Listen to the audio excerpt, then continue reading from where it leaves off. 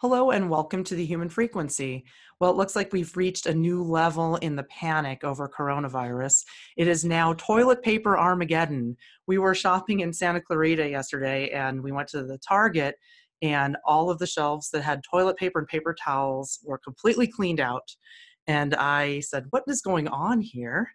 And then Gabe said, "Well, I think it's this coronavirus thing." I just had a feeling right away because there was, there were some paper towels remaining, but A the few. toilet paper aisle, completely bare.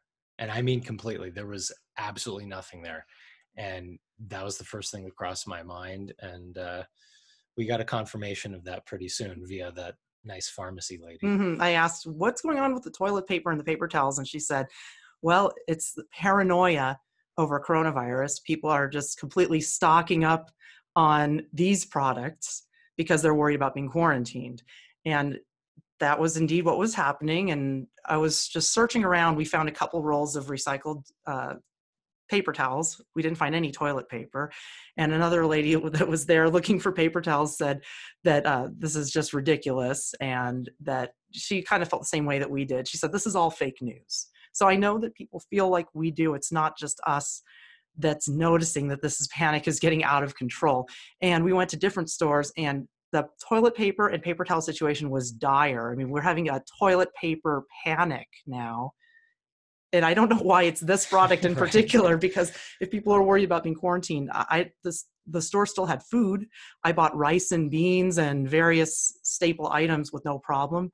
Maybe they're stocking up on frozen food. I don't know, but it was crazy. Well, you would think they would stock up on things like canned vegetables, perhaps, soup, Well, we don't buy a lot of staples like that. canned food, so we make our own soup and eat fresh vegetables, and they had plenty of fresh vegetables. So apparently the panic is mostly affecting paper goods and Well, I'm talking about the people that would go to to Target. the Santa Clarita Target and denude the shelves of all of their paper products. Yes. Not necessarily people like us who make everything from scratch. Word of the day, denude. And I would like to share an article that I saw on Yahoo earlier. Let me pull that up. Okay, let me find this here. Still learning how to do this.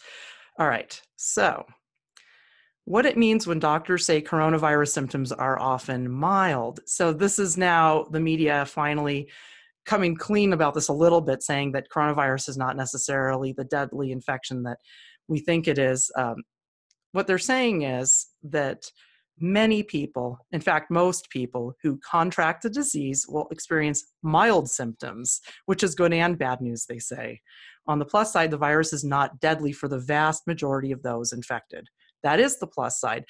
Still, at the same time, I'm feeling inclined to stay in and not go out there too much, but that's just the media affecting me too. We all are affected by this. It's probably just a flu or a cold. But of course, it's bad news too. They wouldn't be reporting on it otherwise. So Well, it's bad news in some capacity. Well, what are the mild symptoms? Mild symptoms refer to similar symptoms that you may experience with a cold or mild flu-like illness. So that is what we're looking at here. It says cough, body aches, runny nose, sore throat, nasal congestion, or diarrhea. In some cases, people who are infected will not exhibit any symptoms. So that means that I could be walking around with it right now. I don't have any symptoms, but they could add me to the statistics. I better stay away from you if that's the case, because In, I don't want it. Wait, I could have it too. Well, yeah, well, you probably already gave it to me. Indeed, coronavirus, it says, can present as a common cold in mild cases. People may develop a low-grade fever, chills, headache, fatigue, and malaise as well. So we're looking at a cold or flu-like illness here, and it's really not all that they're saying that it is. And if you use wireless technology, you're pretty much guaranteed to have fatigue and malaise as it is. So That's true. this pretty much affects everyone. And last week we talked about that 5G connection a little bit with coronavirus that so many people are worried about.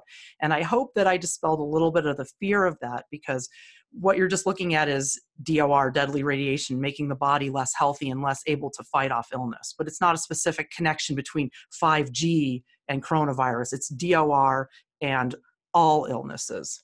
I'm glad at least some people are recognizing that this is, as that lady said in the store, it's fake news, Yeah, and she's not buying it. And I know there are others who are not buying it either. So it is good to see. And that day was a very high OR day, in it fact. was. It was So beautiful out. on the high OR days, when the energy is really, really strong like that, very pure, you can sort of see the humanity reemerge in people. Whereas on DOR days, it's very much dormant. And in fact, the negative side of humanity is being exposed in its full glory, for Well, lack of a better term. well, now celebrities are getting coronavirus. And so I have to ask myself, what is the likelihood of coronavirus affecting a celebrity?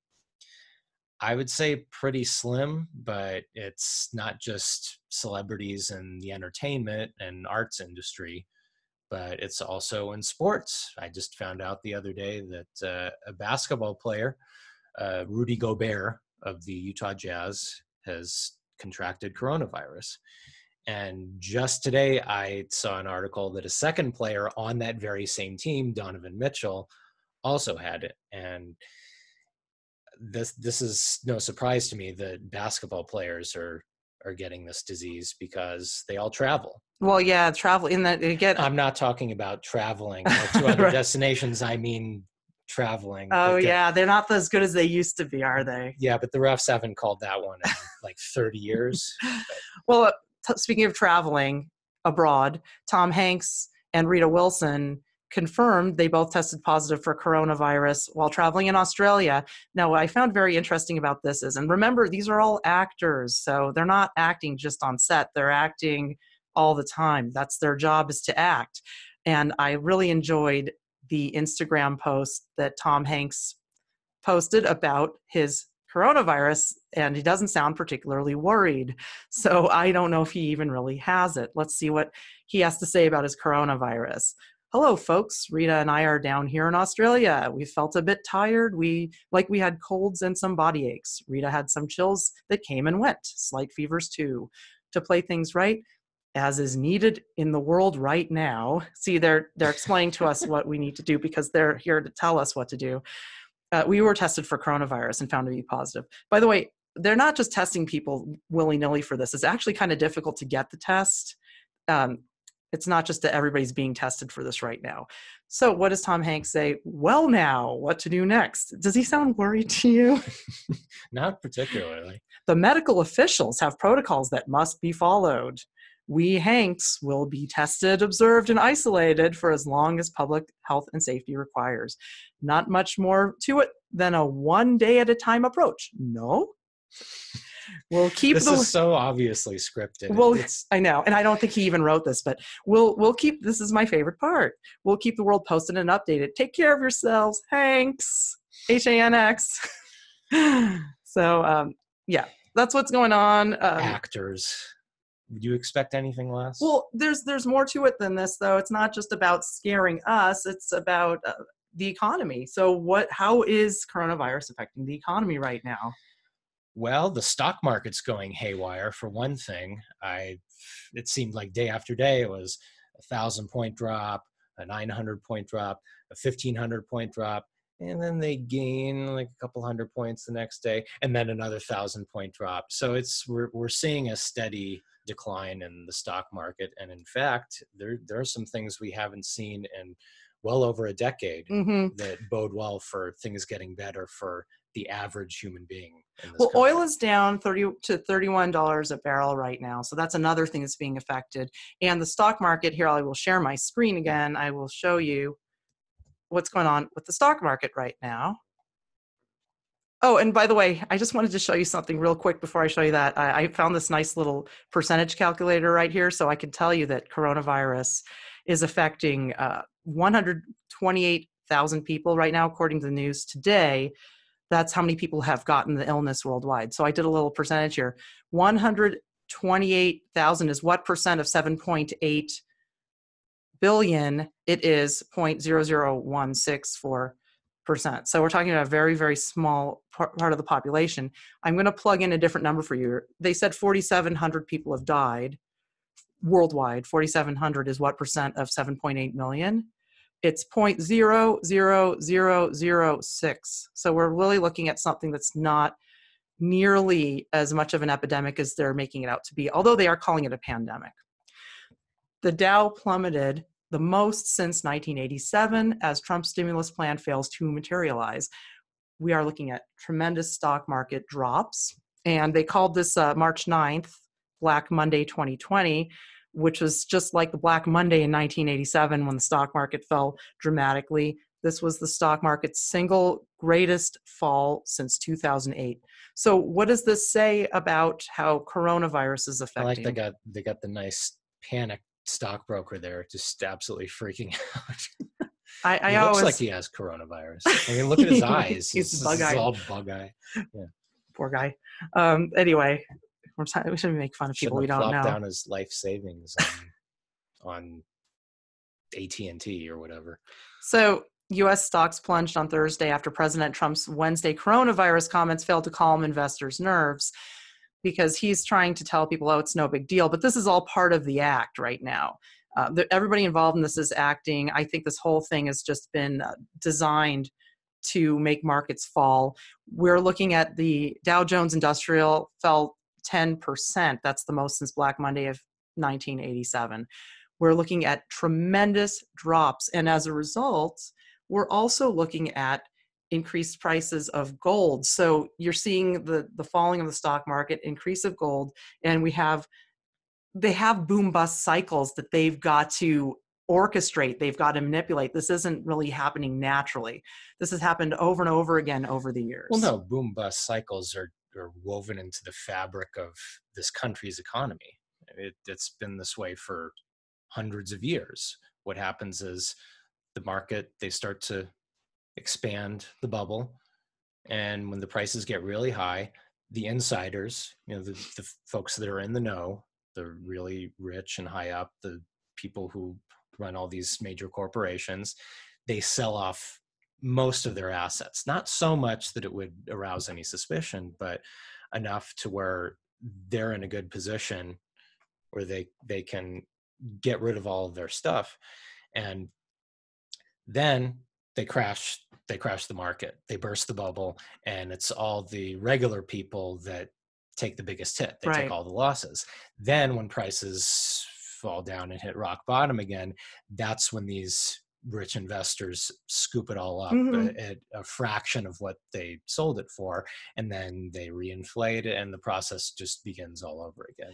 And this has happened. I can think of many examples throughout history. There was a panic in 1893. There was a panic in 1907. Obviously, the Great Depression, 1929. So there are many instances throughout history of this same boom bust cycle being repeated over and over again. And Peter Schiff talks about this quite a bit, and of course he's been exiled from all news networks because he's telling people what makes he's giving people the insider information. So when that happens, the insiders will cease to become insiders at that point. So it's really disadvantageous to their revenue that they're trying to collect from knowing when to buy and knowing when to sell. And this just smacks to me of just another engineered collapse in the making. And the virus is just sort of this catalyst to cause it to finally take that big slide down. I think so too. I think this is completely engineered. I think this virus is a common cold or flu. I'm not saying it's not serious, and I'm not saying not to take precautions, but I am saying it's being overblown. And I think that these panics are manufactured, and it is here to cause the markets to crash. I do think the insiders know what's happening in advance. I think that Peter Schiff has been exiled from the media. I mean, he's on YouTube. You can listen to his podcast. I enjoy listening to him because he really is one of the only guys that's, a major analyst of the economy that's speaking in a way that makes sense to the regular people. The other analysts are always saying, oh, everything's great, when it's great for the super rich, the 1%. And the rest of us, it's not so good for us. And what ends up happening when we get the inside knowledge is there's no longer that 1%. We all are privy to that same knowledge. Peter Schiff is one of the people that puts it out there for the rest of us. And he's also one of the ones that touts gold. And when I say gold, I don't mean gold certificates or gold futures or anything that's not a physical, tangible asset. Mhm. He advocates real gold as a And storehouse of value. And gold is really high right now. yeah, It's almost, it got, I think it closed at, it closed at 1674, yeah, 67, and that was on March 5th. That was its highest close, and this is about the highest that it has gone since its high in 2011.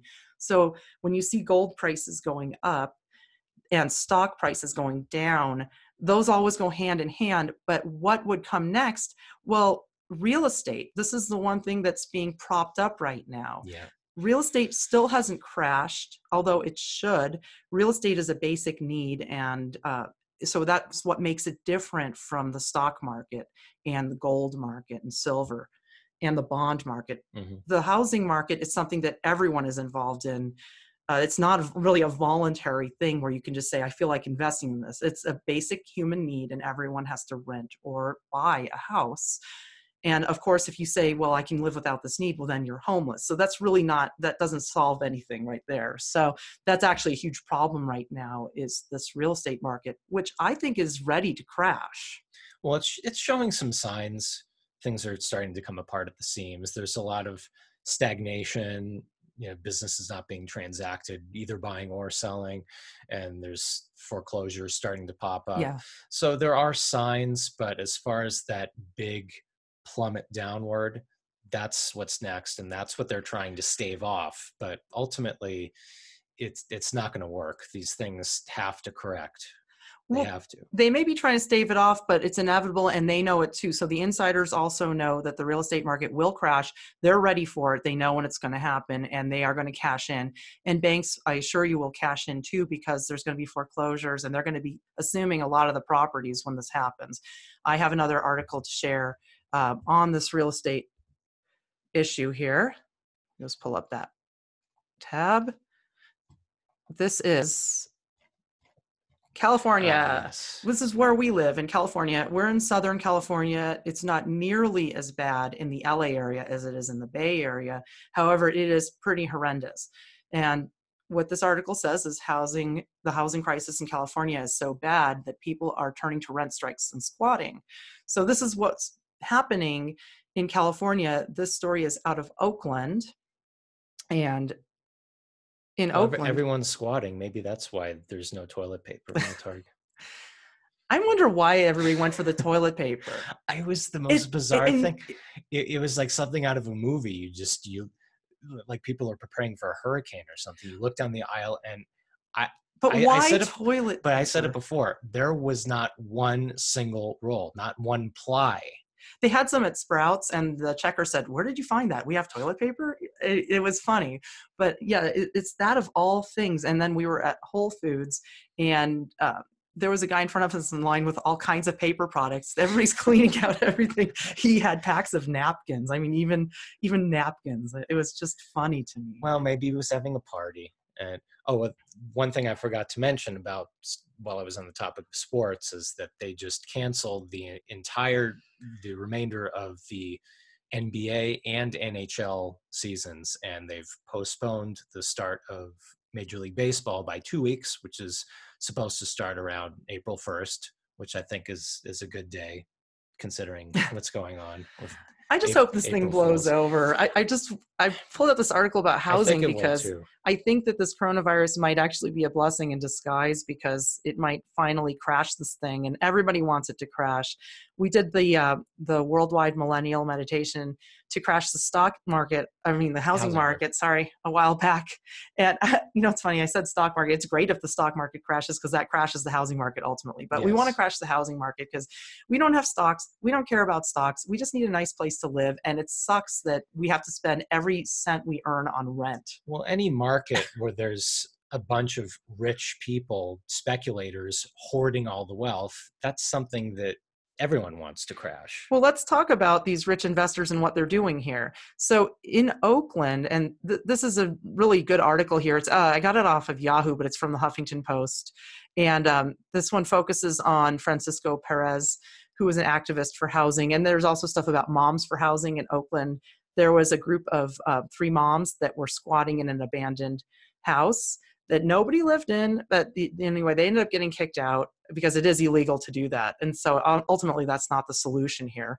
But let's talk about what this group of people who live in this apartment building in Oakland are doing to get their landlord to finally fix the broken stuff. So in Oakland, the median house sale price is, I will highlight it. Do you see this? The median house sale price is $765,350, and the median rent is $3,000 a month. And Oakland is not a great area. It is a rough city. That's a very generous statement. I'm being very nice. It was the most stressful place we ever gifted with Organite. The first time we gifted was fine. The second time we went in the worst parts of Oakland, and it was scary. Oakland is very run down, and I feel like it has a reputation for that extends beyond California. Here's a nice statistic too, and this is one that's cited by Moms for Housing. Latest figures show that there are almost 4 vacant homes for every 1 homeless person in Oakland. See, this is just, it's iniquity. It's unfair. Rich people they hoard everything, and the rest of us don't have what we need. I mean, I have what I need. I'm grateful to have a nice house to live in. And we achieve this by leaving LA. And I definitely advocate for getting out of cities if you can, because there's no need to pay that kind of rent. Even if you work in the city, I understand it's almost better to commute than to deal with that. But you have to pick your battles. And what's going on here? Across California, house prices will continue to rise, this article says. They are up 2.5% over the past year. And according to Zillow, which is the place where you look for houses for sale and rent, Zillow predicts they will increase by 4.2% within the next year. I predict they won't. Prophecy from Zillow. Eh? Yeah, I don't think they will. Let's look a little bit more into what these guys are doing in Oakland. So Perez has seen his rent double to $1,500 in 3 years. I wanted to just mention that it's very important for renters to know their rights and look into the laws wherever they live, because to me, this sounds like an illegal rent increase if it was over 3 years. California has laws about raising the rent. I believe in the state of California, it's 10% a year. I'm not sure exactly because we're from LA, and there it's very strict. They can only raise it 3 to 4% a year, depending. It's a little different every year. When you live in a single family home, the rules are not as favorable. But if you live in an apartment, they are favorable. So this is an apartment complex. I'm thinking that this rent increase may not have even been legal. It's important that people look into this. This gentleman is retired, and he doesn't have any work right now because he's retired. He deserves to retire, but he can't afford that rent. And they need things fixed. I mean, this actually looks like under our sink, but we have 2 leaks under ours. And I'm just distracted by these stupid things on the side. I know I can't really minimize that right now. I'm not technically adept enough to deal with that. Ugliness here, ugliness on the side. I just can't keep track of it. But anyway, I'm just going to go through here, and here are the nice folks here. What they're doing is these guys live in this apartment building, and the rent has been raised over and over and over again, and they're not fixing anything. So they're withholding rent, but they're not just keeping the money. They're putting it into an escrow account, and as soon as their landlord finally fixes the place, he will get his money. And this is what's going on there. There's a group called Moms for Housing, and this lady here, her name is Dominique Walker. She is one of the Moms for Housing, and she was astonished to find when she moved back to Oakland from Mississippi how it had changed since 2004. And we all are. I mean, 2004, it was a long time ago. You could still get an affordable rental back then. So even at that, which was a high point in the market then. And she also says housing is a right. I say housing is a right too. Although going about it through trying to get government agencies to take care of these needs, it's never going to work because it's not going to bring the prices down. So while it might temporarily help, really what needs to happen is prices need to drop. It's hard to say how to make that happen. I did like the meditation idea. I also like the idea of, if possible, don't move, because if you have a good rent right now, stick with it. And you mentioned getting out of the city. Getting out of the city. I mean, there's ideas. I don't have the solution to this because we're all suffering with this right now. But I do want to show you when Zillow said that housing prices are going to increase another over 4% a year. I'm going to show you a listing from the Fraser Park area. We live up in the mountains north of Los Angeles, and this listing is insane. I've been watching this one for a while. It comes and goes from the market. This is a particularly big house. It's a nice house. I don't really care about the house. I'm not here to show you the house. I'm here to show you the history of pricing.